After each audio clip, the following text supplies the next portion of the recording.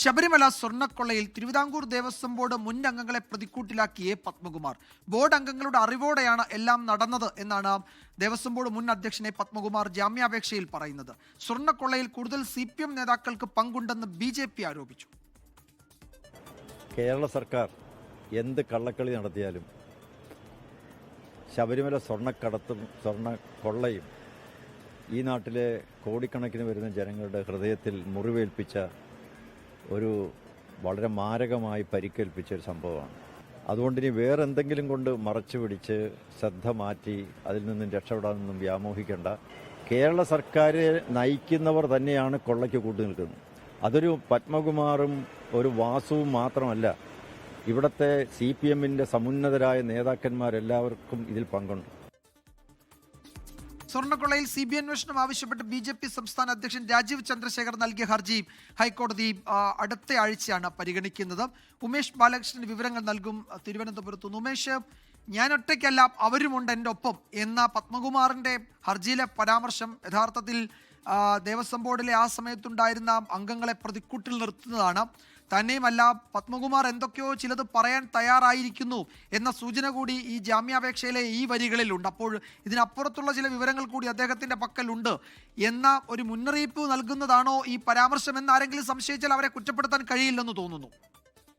വിജയകുമാർ, എന്തായാലും ഇത്തരത്തിൽ ഒരു നേരത്തെ അറസ്റ്റിലായ ഉണ്ണികൃഷ്ണൻ പൊറ്റി അടക്കമുള്ളവർ പറഞ്ഞിരുന്ന ഒരു വാദം, സമാനമായ വാദമാണ് ഇപ്പോൾ പത്മകുമാർ ഉന്നയിക്കുന്നത്. ഞാൻ ഒറ്റയ്ക്കല്ല, മറ്റു ഉദ്യോഗസ്ഥരും ബോർഡംഗങ്ങളും എല്ലാം ഉണ്ടായിരുന്നു എന്നുള്ളതായിരുന്നു മറ്റു പ്രതികളും ഉദ്യോഗസ്ഥരും അടക്കം പറഞ്ഞത്. പക്ഷേ പത്മകുമാർ പറയുമ്പോൾ അതിന് മാനം വേറെയാണ്. പ്രത്യേകിച്ച് ഈ മുൻപുണ്ടായിരുന്ന പത്മകുമാർ പ്രസിഡന്റായിരുന്ന കാലഘട്ടത്തിലെ ബോർഡംഗങ്ങൾ, KP ശങ്കർദാസും ഒപ്പം വിജയകുമാറും അടക്കമുള്ളവർ ഈ കേസിൽ പ്രതികളായി വരുന്ന ഒരു സാഹചര്യം ഉണ്ടായി കഴിഞ്ഞാൽ സ്വാഭാവികമായി അതും CPMനെ വലിയ രീതിയിൽ പ്രതിസന്ധിയിലാക്കും, LDFനെ പ്രതിസന്ധിയിലാക്കും. എന്തായാലും നേരത്തെ ബോർഡംഗങ്ങളായ ഇരുവരുടെയും മൊഴി രേഖപ്പെടുത്തിയപ്പോൾ അവർ പത്മകുമാറിനെ പൂർണ്ണമായി തള്ളിയിരുന്നു.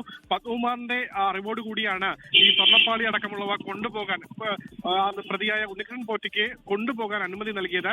ആദ്യം ബോർഡ് യോഗത്തിൽ ഇത് ചർച്ചയ്ക്ക് വന്ന സമയത്ത് പിന്നീട് തീരുമാനമെടുക്കാമെന്ന് പറഞ്ഞ് മാറ്റിവെക്കുകയാണ് ഉണ്ടായത്.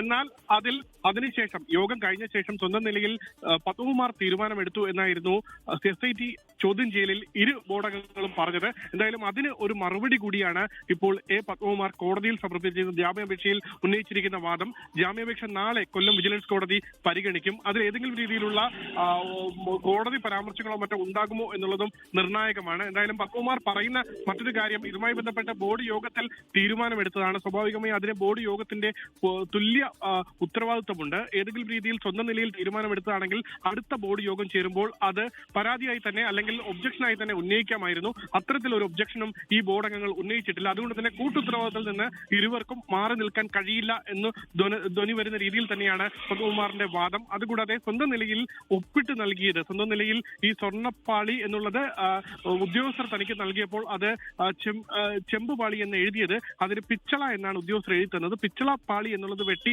താൻ ചെമ്പുപാളിയാക്കി മാറ്റുകയാണ് ചെയ്തത്. കാരണം അത് ചെമ്പുപാളിയാണെന്ന് തനിക്ക് അറിയാമായിരുന്നു.